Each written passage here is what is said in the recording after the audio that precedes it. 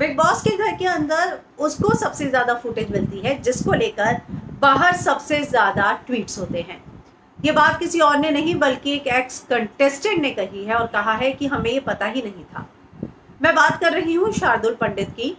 उन्होंने लिखा है, one thing I never realise while I was inside Bigg Boss, actual footage of a contestant depends on the number of tweets outside.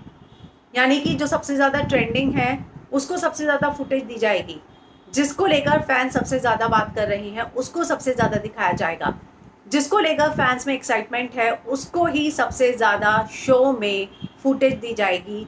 ये बात शार्दुल पंडित ने कही है। अब ये इनका तंज है या एनालिसिस है ये नहीं पता, लेकिन ये बात घर के अंदर भी बहुत बार हुई है। आप याद कीजिए, रुबीना और अभिनव के बीच में भी हुई थी कि जो सबसे ज़्यादा जो है दिखेगा, टीआरपी मिल रही होगी, उसी का तो फुटेज दिखाया जाएगा।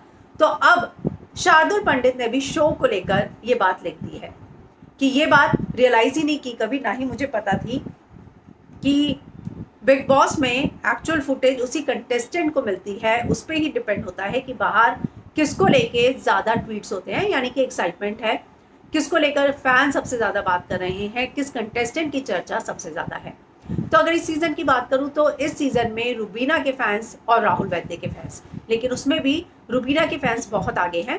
तो क्या रुबीना हमें सबसे ज़्यादा दिखती है? हालांकि वीकेंड का बारे में मैं बात करूँ तो शुरुआत में ऐसा ज़रूर था, लेकिन हर बार जो है वो दिखती थी कब? जब उनकी क्लास ली जा रही हो।